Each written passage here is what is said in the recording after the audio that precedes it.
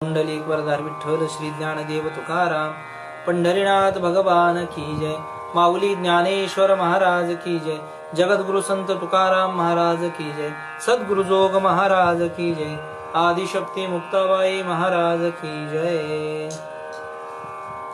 शुद्ध ज्याचा भाव झाला दुरी नाही देव त्याला, अवघी साधने हातवटी मोले मिळत नाही हाटी। अहो आपण तैसे भावे अवघे अनुमानुनी घ्यावे, ऐसे केले सद्गुरुनाथे बाप रखुमादेव कांते। तेथे कोणी शिकवावे सार साधुनिया घ्यावे, लढिवाळ मुक्ताबाई बीज मुद्दल ठाईचे ठाई। तुम्ही तरुणी विश्वतारा ताटी उघडा ज्ञानेश्वरा, ताटी उघडा ज्ञानेश्वरा। समचरण सरोजम सांद्रणीलांबुदाभम, जगननिहित पाणिं मंडलम मंडनानां।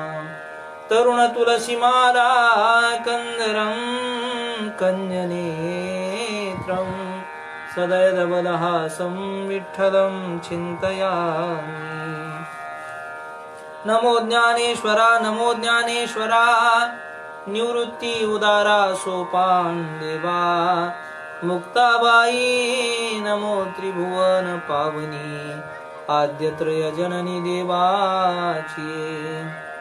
शुद्ध ज्याचा भाव झाला दुरी नाही देव त्याला, अवघी साधने हातवटी मोले मिळत नाही हाटी।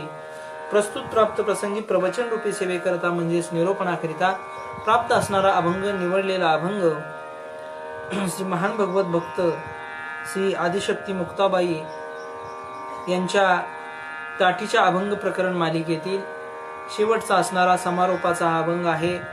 12वा क्रमांकाचा असणारा अभंग आहे। आपल्या प्रवचन मालेला 16वा दिवस या ठिकाणी पूर्ण होतो आहे।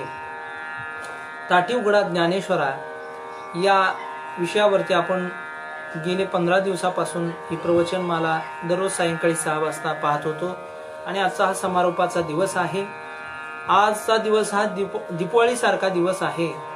आज श्री क्षेत्र अयोध्या या ठिकाणी आपल्या देशाचे आदरणीय पंतप्रधान नरेंद्रभाईजी मोदी आणि तेथील मुख्यमंत्री योगी आदित्यनाथ, त्याचबरोबर भारत देशातील सर्व साधू मंडळी यांच्या करकमलाने त्या ठिकाणी प्रभू रामचंद्राच्या मंदिर निर्माण कार्याला सुरुवात झालेली आहे आणि त्या अनुषंगानं आज भारत देशात सर्वत्र लोकांनी आनंदोत्सव ही साजरा केलेला आहे। आपण सुद्धा संध्याकाळी घरासमोर दिवे लावून हा आनंदोत्सव साजरा करायचा आहे। या अभंगाच्या माध्यमातून शुद्ध ज्याचा भाव झाला दुरी नाही देव त्याला, अवघी साधने हातवटी मोले मिळत नाही हाटी।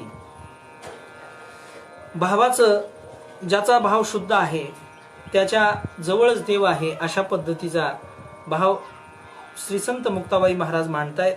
आणि अवघी साधने हातवटी मोले मिळत नाही हाटी, अर्थात भगवान परमात्मा प्राप्त करून घेण्याचं साधन बाजारामध्ये विकत मिळत नाही, बाजारामध्ये हे साधन प्राप्त होत नाही, त्याच्याकरता साधनाच त्या ठिकाणी करावी लागते। अहो आपण तैसे व्हावे अवघे अनुमानुनी घ्यावे। जीवनामध्ये आपल्याला आपल्या साधनेच्या द्वारा जे काही प्राप्त होईल ते अनुमानानच प्राप्त करून घ्यावं लागतं। ऐसे केले सद्गुरुनाथे बाप रखुमादेव कांते। श्री गुरुवरती विश्वास ठेवून, भगवान परमात्म्यावरती विश्वास ठेवून आपल्या साधनेच्या द्वारा भगवान परमात्मा आपल्याला प्राप्त होत असतो, श्री गुरु आपल्याला प्राप्त होत असतात आणि ते आपल्याला मार्ग दाखवत असतात। हे दाखवत असताना सगळंच काही आपण लोकांकडून शिकू शकत नाही, पण तेथे कोणी शिकवावे सार साधुनिया घ्यावे। मुक्ताबाई आपल्या अनुभवातून म्हणतायत की सर्व काही आपण जगाकडे पाहून शिकू शकत नाही, सगळं काही आतमध्ये आपल्या ओतप्रोत भरलेलं आहे, ते फक्त आपल्याला प्रगट करायचं आहे। ते श्री गुरु कृपेनं प्रगट होत असतं, भगवान परमात्म्याच्या कृपेनं प्रगट होत असतं। लढिवाळ मुक्ताबाई बीज मुद्दल ठाईचे ठाई, आणि म्हणून मुक्ताबाई लढिवाळपणानं अगदी लहान असणारी बहीण म्हणून विनवते आहे। आणि लहान असणारी बहीण ज्ञानराजांना ज्यावेळेला विनवते ती अशी म्हणते, बीज मुद्दल ठाईचे ठाई। एखादा शेतकरी बीज पेरतो आणि बीज पेरल्याच्या नंतर शेतातून अनेक प्रकारचं धान्य उगवतं। जे पेरलेलं आहे ते धान्य उगवल्यानंतर कितीतरी पटीनं त्याला प्राप्त होतं। बीज ते मुद्दलच्या मुद्दल जागेलाच राहतं, परंतु त्याला लागून अनेक अशा पद्धतीच्या धान्याची राशी त्याला प्राप्त होते। तशा पद्धतीनं तुम्ही जर जगाला ज्ञान वाटण्याचं कार्य केलं तर अनेक पद्धतीनं त्या अनेक पटीनं कितीतरी तुम्हाला त्या ज्ञानाचा फायदा होईल आणि त्या ज्ञानाच्या माध्यमातून तुम्ही तर तरुण जाल, पण तुम्ही तरत असताना ते विश्वही तरुण जाईल. तुम्ही तरुणी विश्व तारा, ताटी उघडा ज्ञानेश्वरा. या अनुषंगानं तुम्ही लावून घेतलेली ताटी उघडा, अशा पद्धतीची विनंती मुक्ताबाई महाराजांनी श्री ज्ञानेश्वर महाराजांना केलेली आहे. अगदी सोप्या भाषेमध्ये मुक्ताबाई महाराजांनी अभंगाचा विचार मांडलेला आहे. भगवान परमात्म्याचा शोध घेण्याचा अन्यत्र कुठेही काही कारण नाही. ज्याचा भाव शुद्ध आहे त्याला त्याच्या अंतःकरणामध्ये भगवान परमात्मा आहेच आहे. नवे नवे जिकडं पाहावं तिकडं भगवान परमात्म्यानंच हे जगत ओतप्रोत भरलेलं असताना फक्त त्याला पाहण्याकरता शुद्ध भावाची गरज आहे. अर्थात भावाशिवाय दुसरं काहीही भगवान परमात्म्याला दुसरं काही लागत नाही. भावाच्या काही व्याख्या शास्त्रकारांनी केलेल्या आहेत. बघा, अंतःकरणातून वाहणारा निर्विकल्प जो प्रवाह असतो त्याला भाव असं म्हटलं जातं. दुसरी व्याख्या अशी आहे, प्रेमाची पहिली जी अवस्था असते, भगवान परमात्म्याविषयी असणाऱ्या प्रेमाची पहिली जी अवस्था त्याला भाव असं म्हटलं जातं. आणि भेद अथवा क्रोध जिथं राहत नाही अशी जी अवस्था, अभेदाची अवस्था, निष्क्रोधाची अवस्था, निष्कामतेची अवस्था जिथं असते तिथं भाव प्रगट होत असतो. अशा पद्धतीचा भाव जिथं आहे तो भाव भगवान परमात्म्यालाही आवडतो. अगदी आपण एखाद्याशी वागत असताना क्रोधयुक्त अंतःकरणाने न वागणं याला सुद्धा एक प्रकारचा भावच म्हटलं जातं. याला समभाव अशा पद्धतीचं म्हटलं जातं. अगदी गुलाबाचं झाड आहे आणि त्या गुलाबाच्या झाडाला एका व्यक्तीनं त्या गुलाबाच्या झाडाजवळ आला, त्या गुलाबाचं फूल तोडलं, ते फूल वास घेतला आणि त्या फुलाला पायाखाली चुरगाळलं आणि तो निघून गेला. दुसऱ्या व्यक्तीने त्या गुलाबाच्या फुलाला विचारलं, का रे बाबा, तो व्यक्ती तुझ्या जवळ आला, त्यानं तुला तोडलं, चुरगाळलं, तुला पायाखाली तुडवलं, वास घेतला, निघून गेला, याच्यावरती तुला क्रोध आला नाही का? त्या गुलाबाच्या फुलानं दिलेलं उत्तर गोड आहे. ते फूल म्हणतं की बाबा रे, त्या मला त्यानं तोडलं, काटेरी असताना सुद्धा त्यानं माझा आस्वाद घेतला, माझा सुवास घेतला, त्या सुवासातून त्याला आनंद प्राप्त झाला, याच्यामध्येच आनंद आहे. अर्थात हा समभाव आहे. सम दुःखे समे कृत्वा लाभा लाभो जया जयो, ही जी अवस्था आहे तशा पद्धतीची अवस्था समभावाची प्राप्त होत असते. अशा पद्धतीची भावाची अवस्था प्राप्त होणं हे देवालाही आवडतं. प्रेमाची जी अवस्था आहे, भगवत प्रेमाची जी अवस्था आहे, पहिली अवस्था भगवान परमात्म्याकडे जाणं ही एक अवस्था आहे आणि देवच आपल्याकडे येणं ही दुसरी अवस्था आहे. म्हणजे अगदी विचार केला तर अनेक संत असे आहेत की संतांनी भगवान परमात्म्याकडे जाणं आणि देवच त्या संतांकडे येणं, अशा दोन्ही अवस्था त्या संतांच्या बाबतीत पाहायला मिळतात. जनाबाईचं उदाहरण जर आपण पाहिलं तर जनाबाई पहाटेच्या वेळा दळण दळायची, नामदेव महाराजांची असणारी दासी, आणि दळण दळायला बसली की ओव्या गायची, सुंदर माझे जाते के फिरते कौतुके, ओव्या गाऊ कौतुके तू येरेवा विठ्ठला, सासू आणि सासरा दिल तो तिसरा, ओव्या गाऊ भ्रतारा तू येरेवा विठ्ठला. अशा पद्धतीच्या ओव्या ती गायला लागली की भगवान परमात्म्याने त्या जात्यावरच्या ओव्या ऐकाव्या आणि विटेवरून उडी मारावी आणि भगवान परमात्म्याने जनाबाईच्या झोपडीचं दार वाजवावं. जनाबाईनं कोण आहे म्हणून विचारावं, भगवंतांनी सांगावं मी पांडुरंग आहे, मी विठ्ठल आहे. पुन्हा दरवाजा उघडला की भगवान परमात्म्याने त्या जनाबाईला दळण दळू लागावं. एक दिवस जनाबाई त्या ठिकाणी दळण दळत असताना भगवान परमात्मा आले आणि भगवान परमात्म्याची शाल जनाबाईच्या जवळ राहिली. भगवान परमात्मा निघून गेले. देवाची शाल कुणी चोरली म्हणून आळ जनाबाईवरती आला. जनाबाईवरती जेव्हा आळ आला तेव्हा जनाबाईला शिक्षा झाली, सुळावर चढवण्याची शिक्षा झाली. जनाबाईनी खूप शिव्या दिल्या देवाला, अरे अरे विट्या मूळ मायेच्या कारट्या, तुझी रांडरंडकी झाली. तो जनाबाईचा अधिकार आहे. जनाबाईनं शिव्या दिल्या आणि जनाबाईला जेव्हा सुळावरती चढवण्याची शिक्षा झाली तेव्हा सुळाचं सुद्धा रूपांतर फुलामध्ये झालं. हा सगळ्यांनी चमत्कार त्या ठिकाणी पाहिला. हा जो सुळाचा चमत्कार फुलामध्ये होणं हा जो भाव आहे तो भाव जनाबाईच्या अंतःकरणातला आहे. भगवान परमात्म्याविषयी असणारं प्रेम आणि त्या प्रेमाची अवस्था जी आहे ती भावामध्ये रूपांतरित होते. अर्थात अंतःकरणाची जी अवस्था, भगवान परमात्म्यापर्यंत जाण्याची जी प्रेमाची अवस्था, त्यालाच भाव असं म्हटलं जातं. म्हणजे एक भाव असा आहे की तो भगवान परमात्म्याकडे घेऊन जातो आणि दुसरा भाव असा आहे तो देवालाच आपल्याकडे घेऊन येतो. या भावामध्ये अनेक प्रकार आहेत. साधन भक्ती आहे. या भक्तीमध्ये आणि भावामध्ये असं सांगितलेलं आहे की साधन भक्तीच्या द्वारा आणि भावभक्ती आणि प्रेमभक्ती असे काही द्वार त्या ठिकाणी सांगितलेले आहेत. साधन भक्ती आहे, भक्तीमध्ये जो भाव असतो ती भावभक्ती सुद्धा आहे आणि प्रेमभक्ती सुद्धा आहे. प्रेमभक्ती ही प्रेमाच्या द्वारे केली जाते, साधन भक्ती साधनेच्या द्वारा केली जाते आणि भावभक्ती ती भावाच्या द्वारे केली जाते. अर्थात भगवान परमात्म्यापर्यंत जात असताना भाव जसा कारणीभूत आहे तसं देव एखाद्या भक्ताला भेटायला येत असताना त्या भक्ताचा भावच त्याला कारणीभूत आहे. बघा, आपल्या सर्वांना ज्ञात आहे, महाभारतामध्ये ज्यावेळा भगवान परमात्मा, भगवान श्रीकृष्ण परमात्मा आणि कौरवांकडे गेले, कौरवांना सांगण्याकरता काय सांगायला गेले की बाबांनो, हे युद्ध बरं नाही, युद्ध करू नका, शांती प्रस्ताव घेऊन गेले. मग भगवान परमात्मा येणार म्हणून अनेक देश विदेशाहून आचारी दुर्योधनानं बोलवले, अनेक प्रकारचा स्वयंपाक तयार केला, फुलांचं त्या ठिकाणी अंतरून केलं, फुलांचं पायवाट केली, सगळं काही व्यवस्था, अत्तर त्या ठिकाणी टाकलं, वेगवेगळे सुगंध द्रव्य त्या ठिकाणी टाकले, सगळीकडून सुगंधाचा घमघमाट यायला लागला, दासदासी भगवान परमात्म्याच्या सेवेकरता ठेवल्या. आणि हे सगळं केल्याच्या नंतर भगवान परमात्मा तिथं आले. भगवंतांनी शांती प्रस्ताव असा ठेवला की बाबांनो, त्या पांडवांना तुमचं राज्य नको आहे, पांडवांना फक्त तुम्ही 5 गावं जरी दान केली तरी पांडव आपलं राज्य त्या ठिकाणी थाटू शकतात, समाधानी होऊ शकतात, पांडव तुमचं राज्य मागत नाहीत. हे शब्द ज्यावेळा दुर्योधनानं ऐकले, दुर्योधन म्हणतो पांडवांना सुईच्या टोकावर बसेल इतकी जागा सुद्धा देणार नाही, मग 5 गावं तर लांबची गोष्ट आहे. हे ज्यावेळा शब्द कृष्ण परमात्म्याने ऐकले, परमात्मा तिथून उठले आणि निघाले. त्यावेळा देवाला दुर्योधन म्हणतो, देवा तुम्ही येणार आहात, मग तुम्हाला जेवण्याकरता, स्वयंपाक बनवण्याकरता देश विदेशातून आचार्य आणलेले आहेत, त्यांच्या हातचा स्वयंपाक तुम्ही खावा अशी आमची इच्छा आहे. देवाने लटकं सांगितलं, खोटं सांगितलं, दुर्योधना मी तुझ्याकडे जेवलो असतो पण मला विदुर काकांच्या घरचं निमंत्रण आहे. बघा, देवाला तिथं दुर्योधनाला एवढं सांगायचं आहे, दुर्योधना तुम्हाला जेवू घालायला लागला पण त्याच्या पाठीमागची तुझी भावना चांगली नाही, त्याच्या पाठीमागचा भाव चांगला नाही. मग विदुर काकांच्या अंतःकरणात भगवान परमात्म्याशी खूप खूप जिव्हाळा आहे, प्रेम आहे आणि तो असणारा प्रेमभाव पाहून भगवान परमात्मा विदुर काकालाही न सांगता विदुर काकाच्या घरी गेले. बाकीच्या विदुरांना सांगितलं की भगवान परमात्मा तुमच्याकडे गेले.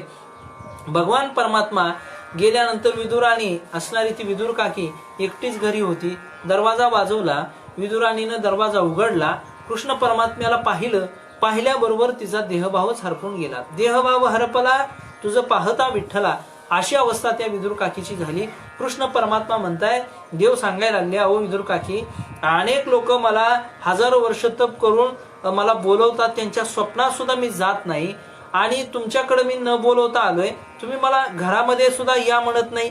असं म्हटल्यानंतर विदुर काकीने भगवंताला घरात घेतलं, बसण्याकरता चौरंग टाकला, देवाला चौरंग टाकला बसण्याकरता, पण स्वतः चौरंगावरती बसल्या आणि देवाला खालीच बसवलं, कारण त्यांचा देहभावच हरपून गेला होता. भगवान परमात्म्यावरती इतकं प्रेम होतं की त्यांचा भाव, अगदी देहभाव सगळा काही हरपून गेला होता. आपण काय करतोय, आपलं काय चाललेलं आहे त्याचा कसलाच त्या ठिकाणी त्यांना भान राहिलेलं नव्हतं.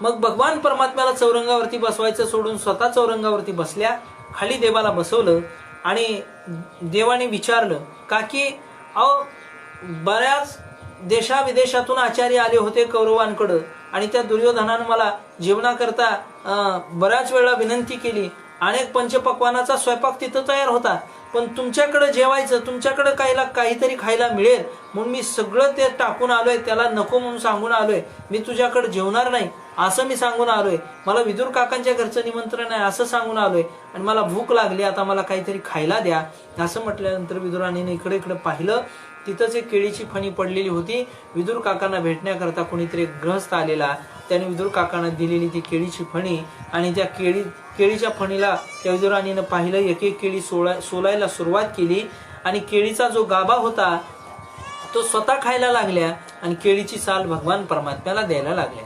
केळीची साल देवाला दिली. आता आपण देवाला देत असताना केळी देऊ का केळीची साल देऊ, आपण केळीचा गाभा देऊ, पण विदुराणीला भानच राहिलं नाही. केळीची साल देवाला दिली आणि त्या देवाने सुद्धा मिठक्या मारत मारत केळीची साल खाल्ली, केळीच्या साली खायला सुरुवात केली. एक एक केळी सोलावी, केळीचा गाभा स्वतः खावा आणि केळीच्या साली त्या देवाला द्याव्या, हा सगळा प्रकार त्या ठिकाणी चालला होता. विदुर काकांना निरोप मिळाला की देव आपल्या घरी गेलेले, धावत पळत विदुर काका घरी आले. दरवाज्यात उभे राहून पाहतायत तर भगवान परमात्मा खाली बसलेले आहेत. आपली पत्नी चौरंगावरती बसलेली आहे. देवाचा अपमान चालू आहे आणि विदुराणी एक एक केळी सोलते. केळीचा गाभा स्वतः खाते आणि केळीच्या साली देवाला देते. आणि हा बाबा सुद्धा केळीच्या साली मिटक्या मारत खायला लागलेला आहे. विदुर काका धावत पळत आले. आपल्या पत्नीला जाग केलं. अगं तुला काही कळतंय का? काही समजतंय का? अनंत ब्रह्मांडाचा असणारा धनी बोलून तपश्चर्या करून साधना करून सुद्धा तो सहजासहजी कुणाच्या स्वप्नात सुद्धा जात नाही आणि आपल्या घरी न बोलवता आलेला आहे. आणि अशा देवाला चौरंगावरती बसवायचं सोडून तो खाली बसवलंय. तू स्वतः चौरंगावरती बसले आणि बसवलं ते बसवलं खाली. देवाला केळीचा गाभा देण्याच्या ऐवजी केळीच्या साली दिलेल्या आहेत. आणि देवा तुम्ही तरी केळीच्या साली कशा खाव्यावं हे तुम्ही असं नाही केलं पाहिजे. पत्नीला सांगितलं घरामध्ये जा, स्वयंपाकाची तयारी कर, भगवान परमात्मा आलेले आहेत. आणि विदुराने स्वतः देवाला उठवलं, चौरंगावरती बसवलं. विदुर काका खाली बसले आणि एक एक केळी सोलायला सुरुवात केली. आता देवाला केळीचा गर्भ दिला, केळीचा गाभा दिला आणि साली फेकून द्यायला सुरुवात केली. आता देव केळीचा गाभा खात असताना विदुर काकाला म्हणतायत, विदुर काका तुम्हाला खरं सांगतो, मग मी केळीच्या साली खात होतो, आता मी केळीचा गाभा खातोय. मग विदुर काकीने मला केळीच्या साली दिल्या, त्याही मी खाल्ल्या. आता तुमच्या केळीचा गाभाही मी खातोय. पण खरं सांगू का काका, आता तुम्ही दिलेल्या केळीच्या गाभ्यापेक्षा सुद्धा मला मगा केळीच्या साली खाताना जो आनंद येत होता तो आता केळीचा गाभा खातानाही आनंद येत नाही. अर्थात भगवान परमात्म्यावरती ज्या विदुर काकांचं प्रेम आहे, ज्या विदुराणीचं जे प्रेम आहे, त्यांच्या अंतःकरणामध्ये जो भाव आहे, त्या भावाला अनुसरून हा जो भाव आहे ना, ती प्रेमाची पहिली अवस्था, त्यालाच खऱ्या अर्थाने भाव म्हणायचं. जिथं भेद आणि क्रोध राहत नाही तो खऱ्या अर्थाने भाव आहे. अंतःकरणातून वाहणारा निर्विकल्प जो प्रवाह आहे त्याला भाव म्हणायचं. काही न लगे एक भावची कारण, तुका म्हणे आन विठोबाची. तुकाराम महाराज म्हणतायत, श्री संत तुकाराम महाराज असं म्हणतायत, देवाला दुसरं काहीच लागत नाही. जरी सांगितलं असेल भगवद्गीतेनं आम्हाला, पत्रम पुष्पम फलम तोयम यो मे भक्त्या प्रयच्छति, अगदी पत्र वहा, पुष्प वहा, फळ वहा, हे सुद्धा खूप झालं देवाकरता, भरपूर झालं. परंतु देवाला याच्यातलं काहीच नाही दिलं. देवाला काहीच नाही दिलं. फक्त भगवान परमात्म्याला एक भाव लागतो. काही न लगे एक भावची कारण, तुका म्हणे आन विठोबाची. शपथ घेऊन सांगतो, याच्या व्यतिरिक्त देवाला प्राप्त करण्यासाठी काहीही लागत नाही, असं तुकाराम महाराज म्हणताय. बघा भावाचे काही प्रकार सांगितले भक्तिशास्त्राच्या द्वारा. श्रीमद भागवतामध्ये 3 पद्धतीच्या भावाचा विचार आलेला आहे. अगदी भावाच्या अवस्था, पहिली आहे ती पूर्वाराग, दुसरी आहे ती मिलन आणि तिसरी आहे ती विरह. पूर्वाराग कशाला म्हणायचं, मिलन कशाला म्हणायचं आणि विरह कशाला म्हणायचं. बघा पूर्वाराग म्हणजे भगवान परमात्मा प्राप्त व्हावा, देव मिळावा अशी जी तळमळ लागून राहिलेली आहे, भगवान परमात्मा प्राप्त होण्याच्या अगोदरची जी अवस्था आहे त्याला पूर्वाराग म्हणा. भगवान परमात्मा प्राप्त झाल्यानंतर जे समाधान प्राप्त होतं, भगवान परमात्म्याच्या भेटीमध्ये जो आनंद आहे, भगवंताला आलिंगन दिल्यानं जो आनंद आहे, आलिंगन घडे मोक्ष सायुज्यता जोडे, भगवान परमात्मा प्राप्त झाल्यावर जो आनंद होतो त्याला मिलन असं म्हणा. आणि भगवान परमात्मा भक्ताला ज्यावेळेला सोडून जातो त्यावेळेला जी अवस्था प्राप्त होते, त्यावेळेला जी अवस्था आहे ती विरहाची अवस्था आहे. अगदी एखादी कन्या आपल्या माहेराला यावी आणि सण संपल्याच्या नंतर त्या कन्येला पुन्हा तिच्या सासरी जावं लागतं का नाही, तिच्या सासरी तिला जावंच लागतं. आणि सासरी जात असताना पूर्वीचा काळ असा होता की तिला सोडवण्याकरता बैलगाडी असायची. ती कन्या बैलगाडीमध्ये बसलेली असायची. बैलगाडीमध्ये बसलेली कन्या, तिची पाठ, गाडीचं तोंड हे सासरकडं असायचं, पण तिचं तोंड हे माहेराकडं असायचं. गाडीचं बैलाचं तोंड हे सासरकडं आणि हिचं तोंड माहेराकडं. पूर्वीचा काळ असा होता की ती बैलगाडीमध्ये जाताना तिचं तोंड माहेराकडं असायचं. पण आजची कन्या ही सासरी जात असताना हिरो होंडावरती जाते, तिचं तोंड धर माहेरकडे नसतं आणि धर सासरकडे नसतं, तिसरीकडेच असतं. अर्थात पूर्वीचा काळ आताचा काळ खूप फरक आहे. मी एक वाक्य नेहमी सांगत असतो, पूर्वी रस्ते साधे होते, माणसं सुद्धा साधी होती. आता रस्ते डांबरी झालेत, माणसं सुद्धा डांबरट झाली. चला, या भावाचे अजून काय भक्ती रसामृत सिंधू या ग्रंथामध्ये काय अंकुर आलेले आहेत, काय प्रकार आलेले आहेत, याच्यामध्ये अगदी संक्षिप्त रूपाने तुम्हाला सांगायचंय भाव कशा पद्धतीचा असतो. जिथं भाव असतो तिथं सहनशीलता असते, जिथं भाव असतो तिथं अव्यर्थ कालत्व असतं, जिथं भाव असतं, जिथं भाव असतो तिथं विरक्ती असते, जिथं भाव असतो तिथं मानशून्यता असते, जिथं भाव असतो तिथं आशाबद्ध असते, जिथं भाव असतो तिथं समुत्कंठ असते, जिथं भाव असतो तिथं भगवान परमात्म्याची नामरुची असते, जिथं भाव असतो तिथं भगवत स्वरूपाची आसक्ती असते, आणि जिथं भाव असतो प्रतिबद्धी स्थळे तिथं त्या ठिकाणी असतो. बघा, एका वाक्यामध्ये एका मुद्द्याचा तुम्हाला विस्तार करून सांगतो. अगदी जिथं भाव असतात तिथं हे 9 मुद्दे त्या ठिकाणी पाहायला सापडतात. जिथं भाव आहे तिथं सहनशीलता आहे. नाथ महाराजांच्या अंतःकरणामध्ये भगवान परमात्म्याविषयी दृढ भाव आहे, म्हणून समाजाने कितीही त्रास दिला, तुकाराम महाराजांना समाजाने कितीही त्रास दिला तरी तो सहन केला, तिथं सहनशीलता आहे. जिथं भाव आहे तिथं अव्यर्थ कालत्वम आहे, म्हणजे तिथं वेळ वाया न घालवता भगवान परमात्म्याच्या चिंतनामध्ये सगळं काही कालावधी घालवणं त्याला म्हणायचं अव्यर्थ कालत्वम. जिथं भाव आहे, जिथं भक्ती आहे तिथं काळ सारावा चिंतने, एकांतवासी गंगा स्नाने, देवाच्या पूजने प्रदक्षिणा तुळशीच्या, अशी अवस्था त्या भक्ताच्या अंतःकरणामध्ये असते. जिथं भाव असतो त्या भक्ताच्या अंतःकरणामध्ये विरक्ती असते, कारण भावाची अवस्था ही विरक्तीवरच अवलंबून आहे. वैराग्य निर्माण झाल्याशिवाय भाव सुद्धा निर्माण होत नाही, म्हणून विरक्ती वाचून काही ज्ञानासी तगण्याची नाही, असंही माऊलींनी सांगितलंय. जिथं भाव आहे तिथं वैराग्य सुद्धा आहे. जिथं भाव असतो तिथं मानशून्यता असते. कसल्याही पद्धतीचा मान पान, कसल्याही पद्धतीचं त्या ठिकाणी लाज भय शंका दुराविला मान, नकळे साधन या परते. जसं तुकाराम महाराजांचं बोलणं आहे, ज्या भक्ताच्या अंतःकरणात भाव आहे तिथं मानपानाची कसलीच किंमत नसते. जिथं भाव आहे, जिथं ज्या भक्ताच्या अंतःकरणात भाव आहे तिथं कसल्याही पद्धतीची आशा, व्यवहारातली कोणतीच आशा शिल्लक नसते. केवळ भगवत प्राप्तीचीच आशा तिथं शिल्लक राहिलेली असते. ज्या भक्ताच्या अंतःकरणामध्ये भाव आहे तिथं समुत्कंठा असते. भगवत प्राप्तीची उत्कंठा, अशा पद्धतीची समुत्कंठा तिथं असते. जिथं भाव आहे तिथं सदा नामरुची, भगवान परमात्म्याच्या नामामध्ये रुची असते. भगवान परमात्म्याच्या नामामध्ये इतकी रुची असते की काय खात आहोत याचं सुद्धा भान त्यांना नसतं. अगदी तुकाराम महाराजांच्या भाषेत सांगायचं झालं तर, काय खातो आम्ही कासा या सांगते, कैसे हे लागते नेनुमुखी. जशा पद्धतीने हे तुकाराम महाराजांच्या मनात निर्माण झालं तशा पद्धतीनं सदा नामरुची त्या भक्ताच्या जीवनामध्ये पाहायला सापडते. भगवत आसक्ती, 8वा मुद्दा आहे तो भगवत आसक्तीचा. भगवान परमात्मा प्राप्त व्हावा हीच आसक्ती त्या ठिकाणी लागून राहिलेली आहे. प्रपंचाविषयी एकही आसक्ती तिथं पाहायला सापडत नाही. आणि प्रतिबद्धी स्थळे म्हणजे भगवान परमात्मा जिथं राहतो तिथं राहण्याची उत्कट इच्छा जिथं निर्माण होते त्याला प्रतिबद्धी स्थळे अशा पद्धतीनं म्हटलं जातं. ही प्रीती, देव जिथं राहतो तिथं राहण्याची प्रीती, अव्यर्थ कालत्वम, सहनशीलता, विरक्ती, मानशून्यता, आशाबद्धता, या सगळ्या अवस्था जिथं प्राप्त असतात तिथं खऱ्या अर्थाने भाव प्राप्त असतो. मग त्या भगवान परमात्म्याचा भाव त्या भक्ताच्या अंतःकरणात निर्माण होतो, आणि मग भाव निर्माण झाला की निश्चित रूपानं भगवान परमात्म्याची प्राप्ती झालीच म्हणून समजा. मग शुद्ध ज्याचा भाव झाला दुरी नाही देव त्याला. असा शुद्ध भाव जिथं निर्माण होतो त्याला दुरी देव राहत नाही, त्याच्या अंतःकरणात देव प्राप्त होतोच होतो. त्याच अनुषंगानं मुक्ताबाई महाराज म्हणताय, शुद्ध ज्याचा भाव झाला दुरी नाही देव त्याला. भावाच्या द्वारा अजून काय काय होतं सुभाषितकार सांगतायत. भावेन देवम कलया नरेंद्रम धनेन कांता कपटेचे शत्रुम सत्येन मित्रम कृपयाचे पुत्रम ज्ञानेन मोक्षम वशमानयंती.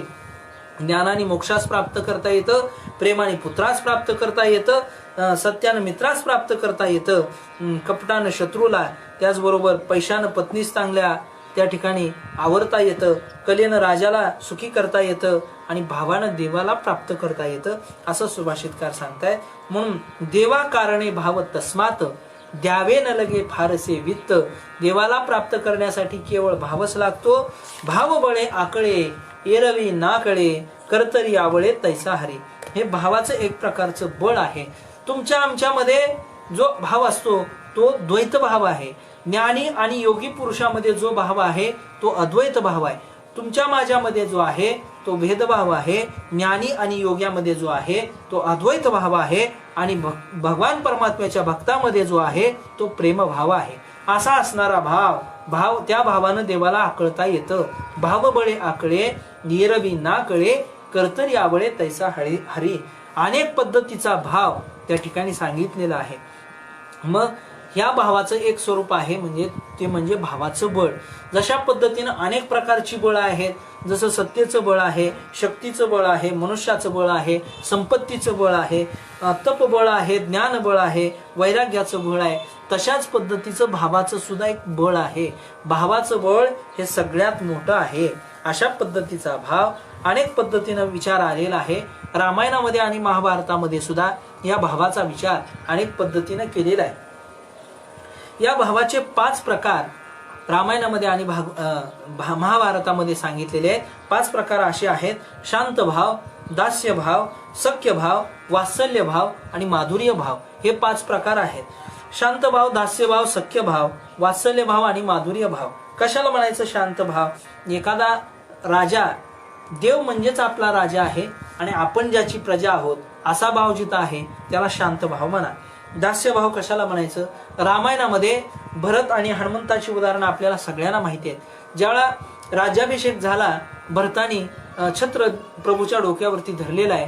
प्रभूच्या डोक्यावरती छत्र धरलेलं आहे. हनुमंताने सांगितलं, भरता तुम्ही समोर या, तुमची सेवा छत्र धरण्याची नाही, तुम्ही राजघराण्यातले आहात, देवाचे तुम्ही बंधू आहात, तुम्ही छत्र धरू नका. प्रभूला सांगितलं, भरत समोर येत नाही, भरताच्या हातामध्ये छत्र आहे. त्यावेळा प्रभू म्हणतायत, हनुमंता भरताच्या हातामध्ये छत्र आहे, राहू द्या. कारण का? भरत हा विरागी संत आहे. भरत हा विरागी संत आहे. जोपर्यंत भरतासारख्या संताच्या हातामध्ये या रामाचं राज्यछत्र आहे तोपर्यंतच या रामाचा राज्यकारभार सुरळीत चालणार आहे. अशा पद्धतीची भावना रामप्रभू व्यक्त करतायत. अर्थात भरत हे त्या ठिकाणी दास्यत्व भावना भरताच्या अंतःकरणामध्ये आहे. हनुमंतरायाच्या अंतःकरणामध्ये दास्यत्व भावना आहे. सख्य भाव, चला सख्यत्व, अर्जुनाचा भाव जो आहे तो सख्यत्व भाव आहे. अगदी आपल्याला काकड्याच्या अभंगामध्ये सुद्धा, भजनी मालिकेमध्ये सुद्धा आपल्याला जे भाव सांगितलेले आहेत, दास्यत्व निकट हनुमंते पै केले म्हणून देखिले रामचरण.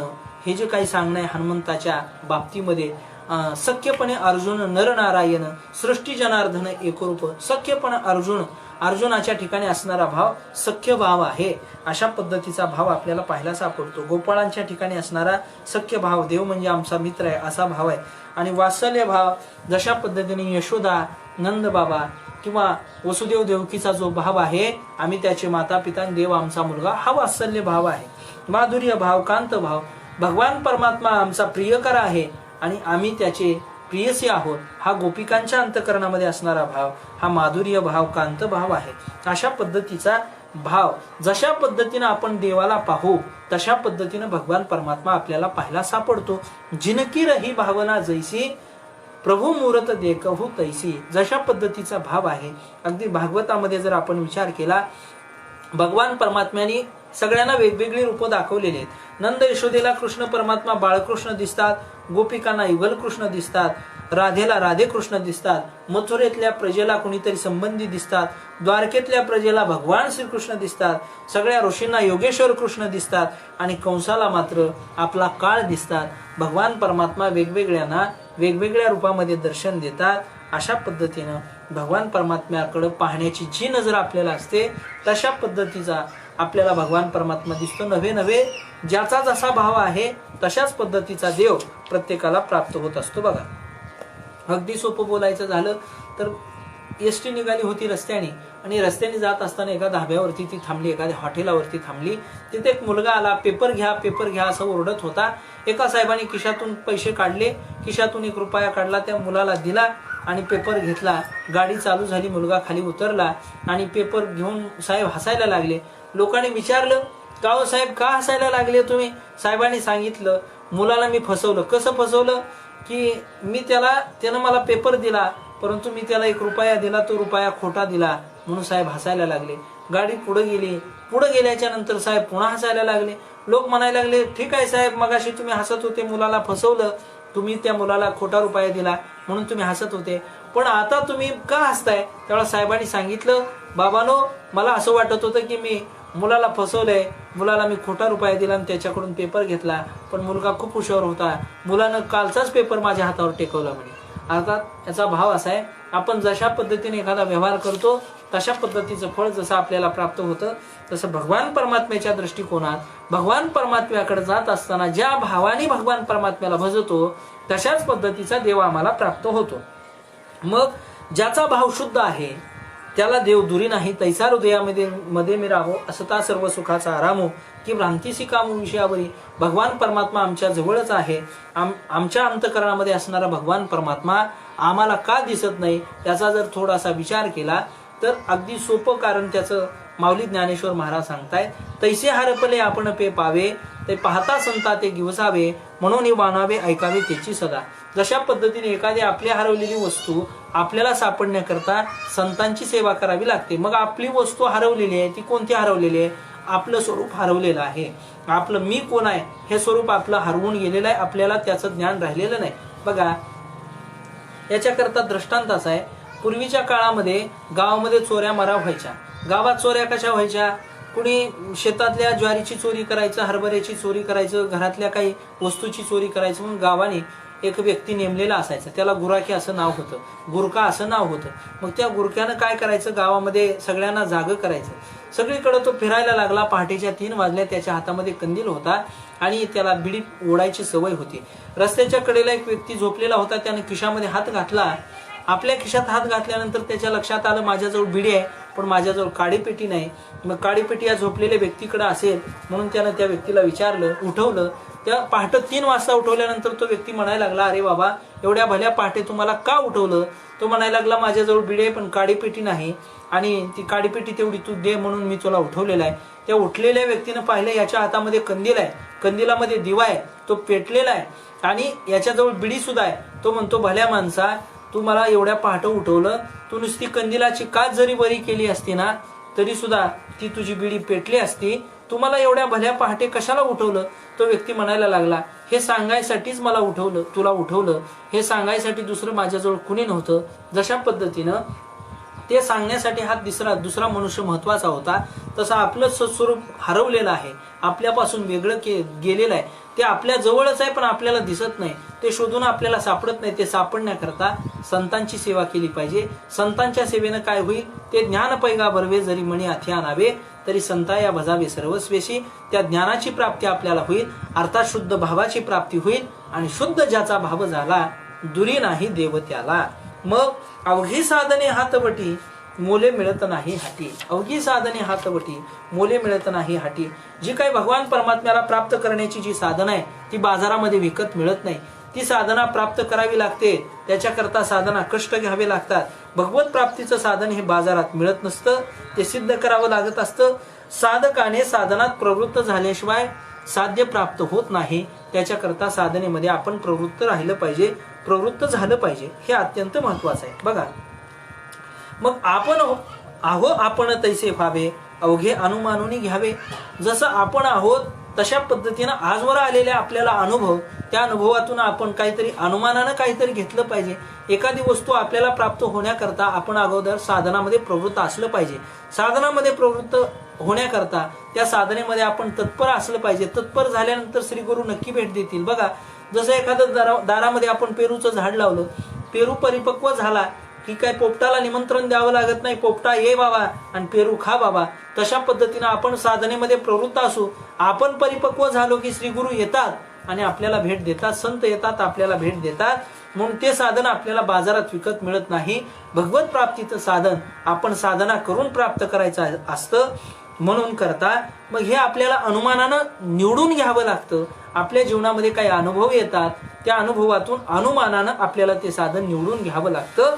अहो आपण तैसे व्हावे, अवघे अनुमानून घ्यावे.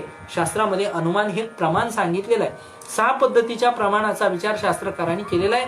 प्रत्यक्ष प्रमाण, अनुमान प्रमाण, शब्द प्रमाण, उपमान प्रमाण, अर्थापत्ती प्रमाण आणि अनुपलब्धी प्रमाण.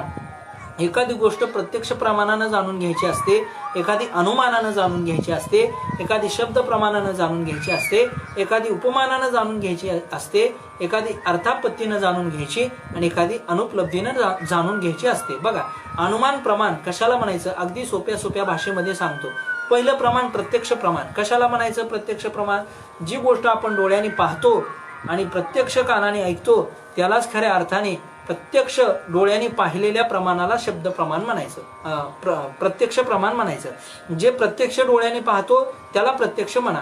पुढे चला, जे अनुमान प्रमाण कशाला म्हणायचे? एखादा व्यक्ती रस्त्याने चालला आणि डोंगरावरती त्याला धूर दिसला तर त्यानं अनुमान लावलं, यत्र यत्र धुमाहा तत्र तत्र वन्नीही. ज्या अर्थी डोंगरावरती धूर दिसतोय त्या अर्थी डोंगरावरती अग्नी असलाच पाहिजे.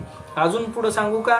आपल्या गावामध्ये जर नदी असेल आणि पाऊस न पडता जर नदीला पुष्कळ पाणी आलं तर लक्षात ठेवायचं, आपण अनुमान लावायचं काय? की ज्या अर्थी पाऊस न पडता नदीला पुष्कळ पाणी आलेलं आहे त्या अर्थी वरच्या गावात कुठंतरी पाऊस पडलेला असला पाहिजे. हे आहे अनुमान प्रमाण. पुढे चला, शब्द प्रमाण कशाला म्हणायचं? एखाद्या व्यक्तीची बायको माहेरी गेली आणि तिकडून निरोप आला की तुमची पत्नी बाळंतीण झालेली आहे. मग यानं भीकडे पेढे वाटायला सुरुवात केली. मग पेढे वाटायला सुरुवात केल्याच्या नंतर लोक म्हणायला लागले, का हो तुम्ही कसले पेढे वाटता? त्यांनी सांगितलं, मला पुत्र प्राप्त झाला त्याचे पेढे वाटतो. का हो मुलगा तुम्ही पाहिला का? तो म्हणतो, मी नाही बुवा, मी पाहिला नाही. मग पेढे कसं काय वाटता? अहो तिकडून मला शब्दाच्या द्वारे ज्ञान झालं, निरोप आला, अगदी फोन आला असं समजा. याला म्हणायचं शब्द प्रमाण. शब्दावरती विश्वास ठेवून केलेली क्रिया त्याला शब्द प्रमाण म्हणायचं. पुढचं प्रमाण ते उपमान प्रमाण. उपमान प्रमाण म्हणजे काय? अन्य वस्तूची अन्य वस्तूला दिलेली उपमा, त्याला म्हणायचं उपमान प्रमाण. एखाद्या मित्रानं दुसऱ्या मित्राला सांगितलं की बाबा गो सदृश्य गवया, हा गायीसारखा एक पशु दिसतो त्याला गवय असं म्हणतात आणि तो वनामध्ये राहतो. असं म्हटल्यानंतर कालांतरानं तो मित्र वनामध्ये गेला, त्यानं पाहिलं पशु तर गायीसारखा दिसतोय पण गाय नाही. ज्या अर्थी गायीसारखा दिसतोय पण गाय नाही त्या अर्थी गवय असला पाहिजे, हे त्याच्या लक्षात आलं. पुढं चला, पुढचं प्रमाण आहे अर्थापत्ती. अर्थापत्ती कशाला म्हणायचं? एखाद्या मुलाची आई, अर्थात गणू नावाचा मुलगा असेल आणि त्याची आई म्हणत असते की आमचा गणू दिवसा जेवत नाही आणि गणू तर चांगला जाडजूड असतो. त्याची आई म्हणते गणू दिवसा जेवत नाही आणि गणू तर जाडजूड असतो. त्यावेळेला आपण लावून घ्यायचं की गणू ज्या अर्थी दिवसा जेवत नाही पण जाडजूड आहे त्या अर्थी अंधार पडल्यावरती संध्याकाळी जेवत असला पाहिजे. त्याला अर्थापत्ती प्रमाण म्हणायचं. आणि शेवटचं ते अनुपलब्धी प्रमाण. अनुपलब्धी कशाला म्हणायचं? एखाद्या ठिकाणी घटाचा असणारा अभाव, ती अनुपलब्धता, त्याला अनुपलब्धी प्रमाण असं म्हणायचं. मग इथं अनुमान प्रमाणाचा विचार मुक्ताबाई महाराजांनी मांडलेला आहे. अहो आपण तैसे व्हावे, अवघे अनुमानून घ्यावे. जे काय आपल्याला आजवर अनुभव आलेले आहेत, आजवर जे आपल्याला ज्ञान प्राप्त झालेलं आहे, भगवत कृपा होण्याकरता भगवान परमात्म्याच्या साधनेनं आपल्याला जे काही अनुमान आलेले आहेत त्या अनुमानाच्या जोरावरती आपण एकच लक्षात ठेवायचं. काय लक्षात ठेवायचं? की शुद्ध ज्याचा भाव झाला धुरी नाही देव त्याला, अवघी साधने हातवटी मोले मिळत नाही हाटी. अहो आपण तैसे व्हावे, अवघे अनुमानून घ्यावे. काय अनुमान लावायचं? तर ऐसे केले सद्गुरु नाते, बाप रखुमा देवी कांते. भगवान परमात्म्याची कृपा आपल्यावरती होत असते, श्रीगुरूंची कृपा आपल्यावरती होत असते. आणि श्रीगुरूंनी आजवर आपल्याला जो दाखवलेला मार्ग आहे, जगत उद्धाराचा जो आपल्याला मार्ग दाखवलेला आहे, त्या मार्गावरूनच आपण चाललं पाहिजे. तोच अनुमान आपण लावून ताटीचं दार उघडलं पाहिजे आणि समाजावरती विनाकारण क्रोध नाही केला पाहिजे. ऐसे केले सद्गुरु नाते, बाप रखुमा देवी कांते. सद्गुरू हाच आपला देव आहे, सद्गुरू हाच आपला ईश्वर आहे. अशा पद्धतीचा निश्चय आपण करून श्रीगुरूंनी दिलेलं ज्ञान आपल्या अंतःकरणामध्ये आपण तेवढ ठेवलं पाहिजे. श्रीगुरूविषयी वारकरी संप्रदायामध्ये श्रीगुरूंना अत्यंत महत्त्वाचं स्थान आहे. अगदी श्रोत्रिय, ब्रह्मनिष्ठ आणि कृपाळू अशा पद्धतीच्या श्रीगुरूंची लक्षणं आलेली आहेत. माऊली बोलतायत, आता हृदय हे आपुले, चौफाळून या भले, वरी वैसो पाऊले. श्रीगुरूंची अशा पद्धतीनं श्रीगुरूंना त्या ठिकाणी महत्त्व दिलेलं आहे. श्रीगुरु सारिका असता पाठी राखा, इतरांचा लेखा कोण करी. राजयाची कांता काय भीक मागे, मनाची आजोगे सिद्धी पावे. श्रीगुरूंची जर कृपा आपल्यावरती असेल तर राजाची पत्नी जशी भीक मागत नाही तशा पद्धतीची कृपा आपल्यावरती होत असते. राजाच्या पत्नीला जशी भिक्षा मागण्याची वेळ येत नाही तशा पद्धतीनं शिष्यावरती सुद्धा श्रीगुरू जर कृपाळू असतील तर अशी वेळ कधी सुद्धा येत नाही. श्रीगुरूंना अत्यंत महत्व आहे. बघा, अलेक्झांडर नावाचा बादशाह सिकंदर सर्वांना ज्ञात आहे. तो एक दिवशी बाहेर शिकारीसाठी निघाला. त्याचा प्रधान त्याच्या सोबत होता. दोघंही घोड्यावरती बसले होते. प्रवास सुरू होता. समोरून एक व्यक्ती आला. राजबिंडा पुरुष होता. रथामध्ये बसलेला होता. राजवस्त्र घातलेली होती. सिकंदराने त्याला नमस्कार केला. तो व्यक्ती निघून गेला. पुढे गेल्याच्या नंतर हातामध्ये कटोरा घेतलेला, फाटके कपडे घातलेला एक फकीर समोरून येताना दिसला. त्या फकीराला पाहिल्यानंतर सिकंदर खाली उतरला आणि त्या सिकंदर नावाच्या बादशानं त्याला साष्टांग दंडवत घातला आणि त्याच्या कटोऱ्यामध्ये काही द्रव्य दक्षिणा टाकली. त्याला वाटायला लावलं आणि मग घोड्यावरती बसून प्रवास चालू झाला. प्रधानाला शंका आली. प्रधान म्हणायला लागला, राजेसाहेब, एक शंका अशी आहे की मगा एक राजबिंडा पुरुष आला होता, रथात बसला होता, त्याला फक्त तुम्ही घोड्यावरून नमस्कार केला, पण आता एक फाटके कपडे घातलेला फकीर आला, त्याला तुम्ही साष्टांग दंडवत घालून त्याच्या कटोऱ्यामध्ये दान दक्षिणा टाकून त्याला विदाई केली. या दोघांमध्ये काय अंतर आहे, दोघांमध्ये फरक काय आहे? त्यावेळा त्या अलेक्झांडरनं सांगितलं, मग रथामध्ये बसून जे आलेले होते त्यांना मी फक्त नमस्कार केला, ते माझे वडील होते, आणि आता मी ज्यांना साष्टांग दंडवत घातला, त्याच्या कटोऱ्यामध्ये काही दक्षिणा टाकली, त्यांना विदाई दिली, ते माझे श्रीगुरु होते. हे ज्यावेळा त्या प्रधानाला सांगितलं, प्रधान म्हणायला लागला, का हो, वडिलांचे सुद्धा तुमच्यावरती उपकार आहेत, श्रीगुरूंचेही तुमच्यावरती उपकार आहेत, पण एकाला नुसता नमस्कार आणि श्रीगुरूंना साष्टांग दंडवत असा फरक कसा काय? त्यावेळा राजाने त्याच्या प्रश्नाचं उत्तर दिलं. ते म्हणजे असं की अरे बाबा, श्रीगुरूंचे माझ्यावरती खूप मोठे उपकार आहेत. ते म्हणजे असे, माझ्या वडिलांनी मला स्वर्गातून पृथ्वीवरती आणलं, हे माझ्यावर त्यांनी उपकार केले. माझ्या वडिलांनी मला स्वर्गातून पृथ्वीवरती आणलं, पण माझ्या गुरूंनी या पृथ्वीवरच माझ्यासाठी स्वर्ग निर्माण केला, हे त्यांचे माझ्यावरती असणारे उपकार आहेत. अर्थात श्रीगुरूची जागा कोणीही घेऊ शकत नाही. श्रीगुरु हे कसे आहेत हे सांगत असताना सुभाषितकार एका ठिकाणी सांगतायत, गु शब्द स्तंदकारः स्यात् रू शब्दस्त निरोधकाः अंधकार निरोधत्वात् गुरुरित्या विधीयते. गु म्हणजे अंधकार, गु म्हणजे अंधकार आणि रू म्हणजे निरोध. अंधकाराचा निरोधक आहे. अर्थात अज्ञानाचा अंधकार जो पळवून लावतो, नाहीसा करतो, कायमचा नष्ट करतो, तो खऱ्या अर्थाने गुरु आहे. आणि अशा गुरूंची कृपा आपल्यावरती झालेली असताना त्या गुरूंना भजायचं सोडून, त्या गुरूंच्या आदेशाचं पालन करायचं सोडून माऊली तुम्ही जर ताटी लावून बसत असाल तर हे तुमचं वागणं बरोबर नाही. म्हणून जाणतेनु गुरु भजिजे तेने कृतकार्य होईजे, जैसे मूळ सिंचन सहजे शाखा पल्लव संतोषती. असं जर असेल ना माऊली, तर निश्चित रूपाने तुम्ही ताटी उघडली पाहिजे. श्रीगुरूंचा आदेश असं समजा, श्रीगुरूंची कृपा असं समजा, आणि श्रीगुरूंनी दिलेला त्या ठिकाणी आशीर्वाद, जेणेकरून तुमच्या ज्ञानाच्या द्वारा तुम्ही समाजाचा उद्धार करायचा सोडून तुम्ही ताटी लावून बसलेले आहात. हे तुम्हाला सगळं सांगणं शक्य नाही माऊली. सगळंच काही आपण लोकांकडून शिकत नसतो माऊली. सगळं काही श्रीगुरूंकडूनही शिकणं होत नाही. तेथे कोणी शिकवावे, सार साधून या घ्यावे. आपल्या जीवनातल्या सार असाराच्या गोष्टींचा विचार आपण करायचा असतो, आणि सार असारांचा विचार करून जे सार आहे ते पदरात पाडून घ्यायचं असतं, आणि जे असार आहे ते टाकून द्यायचं असतं. मग असार काय आहे? तुमची मिथ्या कल्पना असार आहे, तुमची उपाधी असार आहे, तुमचा क्रोध असार आहे, तुमचा रागद्वेष असार आहे, तुमचा अहंकार असार आहे. या सगळ्या असारांना बाजूला टाका, आणि या असारांना बाजूला टाकून शुद्ध सार असणाऱ्या भगवत विचारांना तुम्ही जवळ घ्या. शुद्ध सार असणाऱ्या पांडुरंगाला तुम्ही जवळ घ्या. शुद्ध सार असणाऱ्या श्रीगुरूंच्या उपदेशाला तुम्ही जवळ घ्या, आणि या सगळ्या जगाला शांत करण्याचं काम करा. असं मुक्ताबाईंनी विनंती केली, हात जोडले. काही केल्यानं ज्ञानेश्वर महाराज ज्यावेळा ताटी उघडत नाहीत, आता मात्र मुक्ताबाईंनी गुडघे टेकले आणि मुक्ताबाईंच्या डोळ्यामध्ये अश्रू यायला लागले.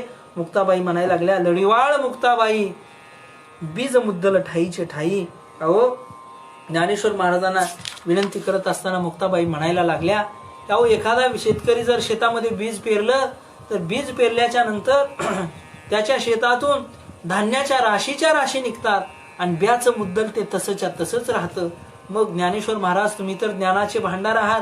तुम्ही जर या समाजाला ज्ञानाचं पीक दिलं, तुम्ही जर या समाजामध्ये ज्ञानाचं पीक पेरलं, ज्ञानाचं बीज पेरलं, तर ज्ञानाचे कितीतरी राशीच्या राशी तिकडून उत्पन्न होतील, आणि तुमच्या ज्ञानाचं मुद्दल जसंच्या तसं राहील.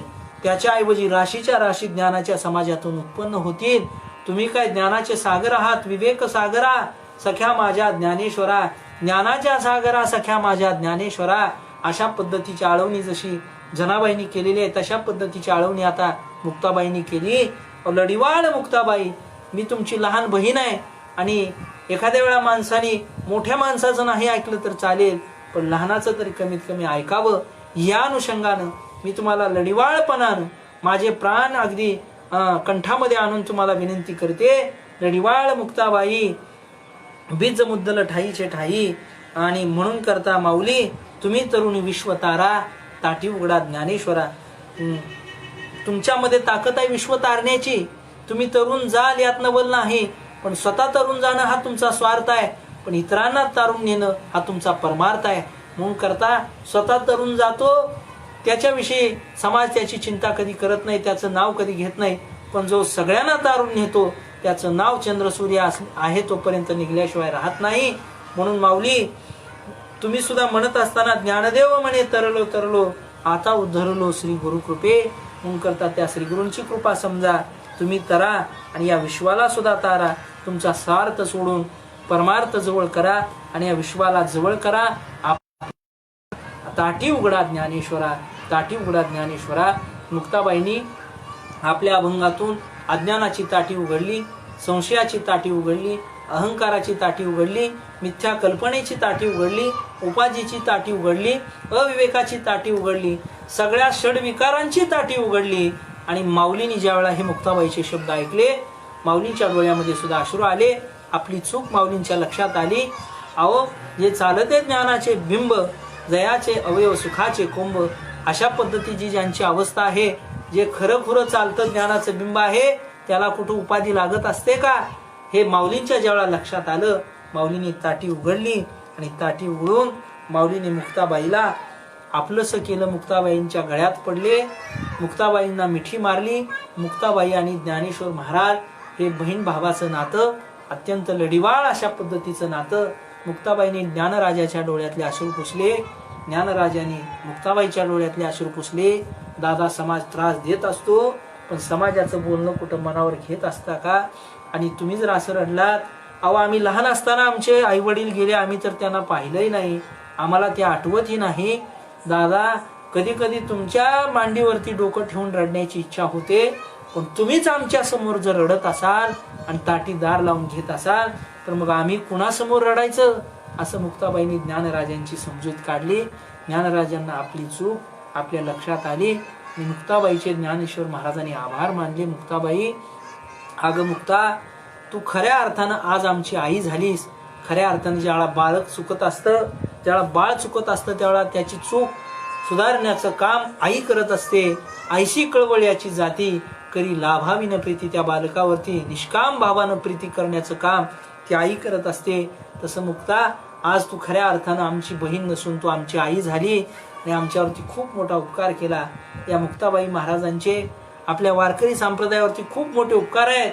ताटी लावून घेतली ज्ञानेश्वर महाराजांनी आणि नागिनी उत्साहे नवही द्वारे निरोध होणं, आपली नागिनी शक्ती त्या ठिकाणी आपले प्राण ज्ञानेश्वर महाराज ओढायला लागले आणि या विश्वामध्ये, या आकाशामध्ये फेकून देण्याच्या मार्गामध्ये ज्यावेळा होते, आपल्या जीवन संपवण्याच्या मार्गामध्ये ज्यावेळा माऊली होते, त्यावेळा मुक्ताबाईंनी त्या ठिकाणी ताटीच्या अभंगाचा उपदेश ज्ञानेश्वर महाराजांना केला आणि त्या उपदेशाच्या द्वारा ज्ञानेश्वर महाराजांचं ज्ञान जागृत झालं आणि ज्ञानेश्वर महाराजांनी ताटी उघडली.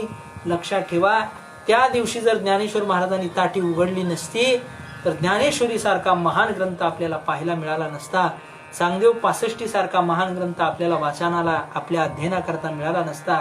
त्या दिवशी जर ताटी उघडली नसती तर अमृतानुभव हरिपाठ आपल्याला पाहायला मिळाला नसता. म्हणून करता मुक्ताबाईंच्या ज्ञानाच्या द्वारा, उपदेशानं ज्ञानेश्वर महाराजांनी ताटी उघडली आणि म्हणून ही सगळी ग्रंथ संपदा निर्माण झाली.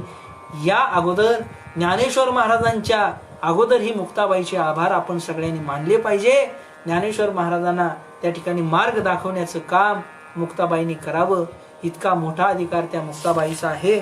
नाथ महाराज एका ठिकाणी मुक्ताबाईचं वर्णन करताना म्हणतायत, मुक्तपणे मुक्त, श्रेष्ठपणे श्रेष्ठ, सर्वत्र वरिष्ठ आदिशक्ती, ज्ञानाच्या उद्धारा तुमचा अवतार, पावन हे साचार, मूठ जण. अशा पद्धतीनं नाथ महाराज पुढेही वर्णन करतायत. अज्ञानासी बाध, सज्ञानाची शुद्धी, तोडिली उपाधी सर्वत्रांची, लढिवाळ ताने एका जनार्दने, कृपा असो देणे मजवरी. नाथ महाराज सुद्धा मुक्ताबाईंना म्हणतायत, माझ्यावरती सुद्धा अशा पद्धतीनं कृपा असू द्यावी, ही लढीवाळ तुमच्या चरणी विनंती आहे, असा मुक्ताबाईंचा असणारा अधिकार आहे. मुक्ताबाई ज्येष्ठ आहेत, श्रेष्ठ आहेत आणि त्यांनी नामदेव महाराजांना उपदेश केला, त्या ठिकाणी ज्ञानेश्वर महाराजांना उपदेश केला, चांगदेवांना उपदेश केला. याच्यावरून आपल्याला एकच शिकायला मिळतं की संत हे लीला करण्याकरता या भूतलावरती येत असतात.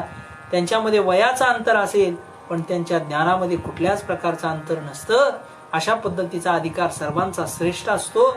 अशा पद्धतीनं मुक्ताबाईंनी ज्ञानेश्वर महाराजांना उपदेश केला. ताटीचं दार उघडलं. जसं ज्ञानेश्वर महाराजांनी आपलं ताटीचं दार उघडलं तसं आपण सुद्धा अज्ञानाची ताटी उघडली पाहिजे, संशयाची ताटी उघडली पाहिजे, अंधकाराची ताटी उघडली पाहिजे, अविवेकाची ताटी उघडली पाहिजे. या षडविकारांना लांब टाकून आपण भगवत गुणांना आपलंसं केलं पाहिजे, संत विचारांना आपलंसं केलं पाहिजे आणि आपल्या अंतकरणाची ताटी उघडून श्री गुरूंनी केलेला तत्वमसी ज्ञानाचा उपदेश अंतकरणामध्ये साठवला तर निश्चित रूपानं आपलं जीवन सुद्धा पवित्र, निष्काम, सोज्वळ आणि सुखी समाधानी झाल्याशिवाय राहणार नाही. ठेविले अनंते तैसेची राहावे, चित्ती असू द्यावे समाधान, अशी भूमिका आपल्या जीवनात प्राप्त झाल्याशिवाय राहणार नाही. आपण या 16 दिवसाच्या प्रवचन मालेमध्ये श्रावण मास ज्या दिवशी सुरू झाला, श्रावण प्रतिपदेच्या बरोबर आपण ही असणारी श्रावण शुद्ध प्रतिपदे बरोबर आपण ही आपली प्रवचन माला सुरू केली होती. ताटी उघडा ज्ञानेश्वरा श्री संत मुक्ताबाई महाराजांच्या 12 अभंगावरती जे ताटीचे अभंग आहेत त्या अभंगावरती निरूपण करण्याचा मी प्रयत्न केला. मी म्हणजे हरिभक्ती पारायण राजन महाराज काशीद, साकत पिंपरी, तालुका बार्शी, जिल्हा सोलापूर.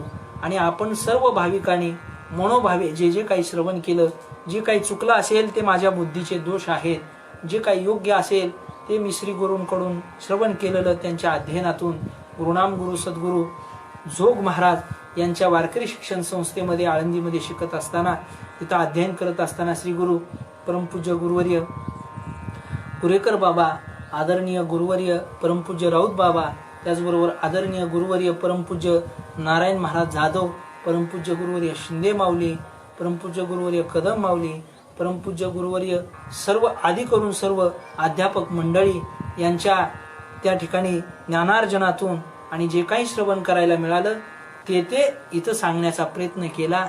जे काही चुकलं असेल ते माझ्या बुद्धीचे दोष ते मला परत करा.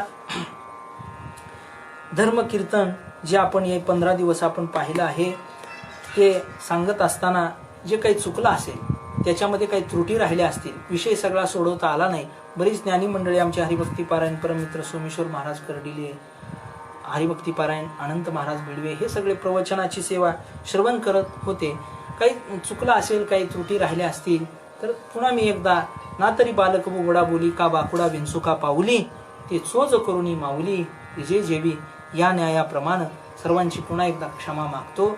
आणि झालेली सेवा सद्गुरू जोग महाराजांच्या चरणावरती, परमपूज्य गुरुवर्य रामानंद सरस्वती महाराज यांच्या चरणावरती, परमपूज्य गुरुवर्य अगदी संस्थेतील सगळी अध्यापक मंडळी सर्वांच्या चरणावरती, पांडुरंग परमात्म्याच्या चरणावरती, बार्शी अंबरीश भगवान परमात्म्याच्या चरणावरती, भगवंताच्या चरणावरती ही सेवा समर्पित करतो.